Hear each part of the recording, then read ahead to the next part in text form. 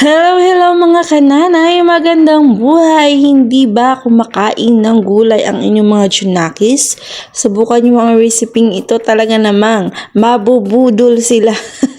Ayan, dahil ang ating recipe ngayon ay burger steak. Ginaya natin sa version ng Jollibee burger steak. Pero ito ay pina-healthy mga palangga dahil ito ay purong gulay. May kaunting meat pero konting-kunti lang para malasahan nila. Nabudol ko yung anak ko dito, talaga naman na parami yung kanyang kain. Kaya mga palangga, kung gusto niyo po ng ganitong recipe ng burger steak, abay panoorin niyo po ang aking full video. Thank you so much po sa aking mga bagong subscriber at sana po patuloy niyo po ang suportahan ng aking small YouTube. Ganyan siya. Hindi niya inakala na gulay pala yan. Akala niya ay meat. Sarap na sarap siya. Hindi niya in-expect. Kaya mga palangga, mga kamami, try nyo na ang ganitong recipe ng burger steak. Abay, mapaparami ng kain ang inyong mga anak. Lalo na yung mga pihikan. Tara, let's tayo na po't magluto. Ayan, meron tayo dyan puso ng saging. Binalatan ko yan hanggang sa yung pinakamura na. Yan, yung pinakamura na yung natira. At syempre, hihiwain natin yan ng maninipis. So, maghiwa po muna tayo mga kamamshi.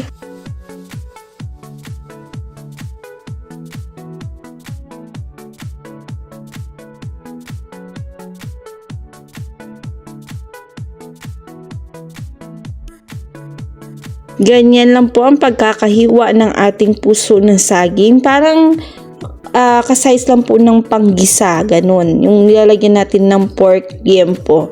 Ganyan lang po ang pagkakahiwa mga palangga. Ayan. Tapos mag-prepare tayo ng tubig. Lagyan natin ng kaunting asin at ibabad po muna natin yan doon para matanggal po yung katas o yung dagta nung ating puso ng sagi. Yan, lamasin natin yan dyan mga palangga. Yan lang po ka-easy. At kung mayroon kayong food processor kagaya niyaan, mas mabilis nating madudurog or magigiling yung ating puso ng saging. At pwede nyo rin pong gawing mano-mano. Ayan, tadtarin nyo lang po ng mano-mano hanggang sa madurog o magnipis yung ating hiniwa na puso ng saging. Gaya ng ganyan. Yan. Pero kapag mano-mano kasi mga palangga, medyo malalaki ng kaunti. So, ayan, naglagay ako ng kaunting pork para malasahan ng mga kids na akala nila ay pork yung kanilang kinakain. So, naglagay ako dyan ng bawang at sibuyas. Pwede kayong gumamit ng beef. Mas maganda, mas malasa, mas ma-aroma kung beef.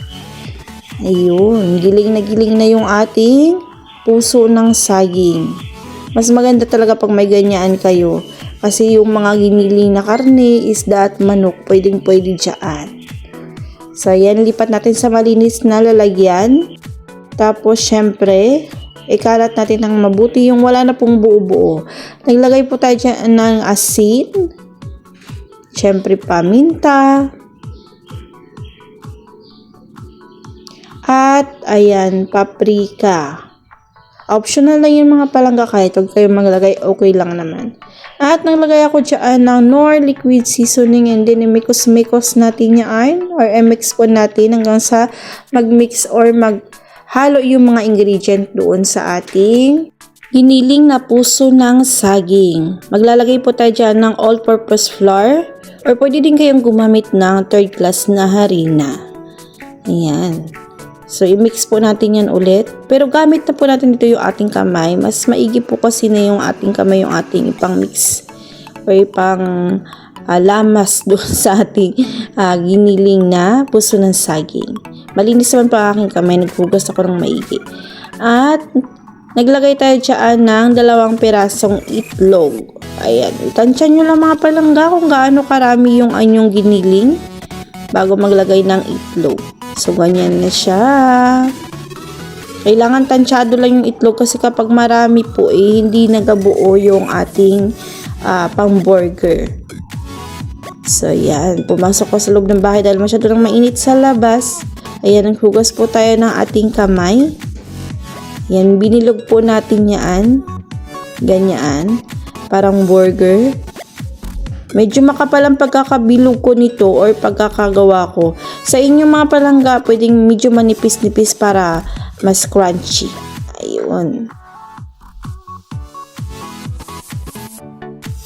So, ayan. Tapos din natin, ang dami nating nagawa. So, hanggang hampunan na po ang ating pamburger steak ulam. O, diba? Naglagay tayo dyan ng mantika. Siyempre, painitin muna natin mga palangga bago natin ilagay yan para siguradong buong buo yung ating burger steak.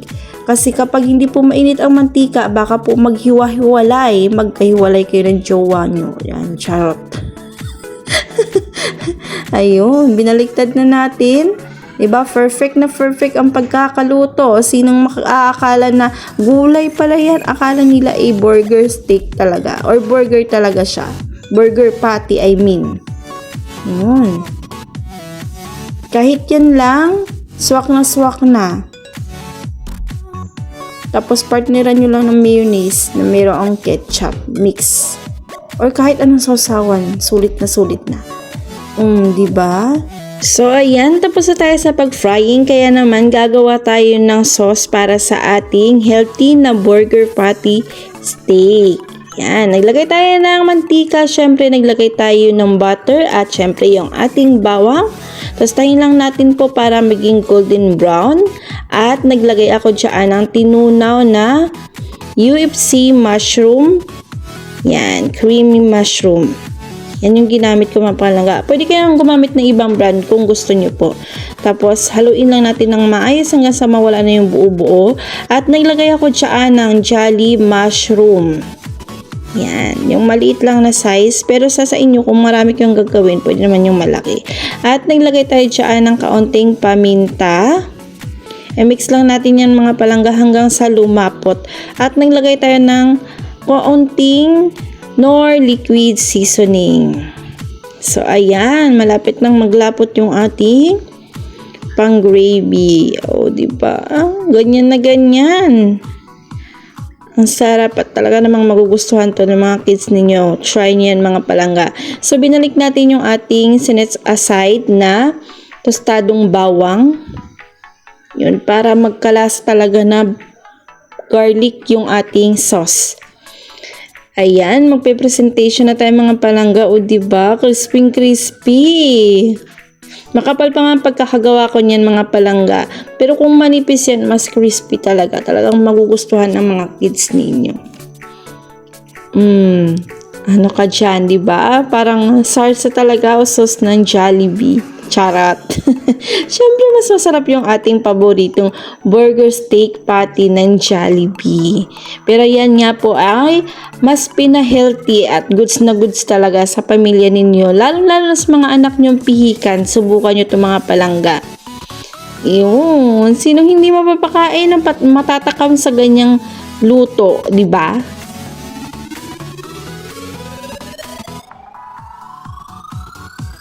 Ayan, maraming salamat po pala sa inyong pagsuporta sa aking small YouTube channel. Sana po sa aking mga bagong subscriber, maraming salamat po. Sana po patuloy nyo pong suportahan or i-view yung aking mga upload kahit paminsan-minsan na lang makapag-upload dahil sobrang busy.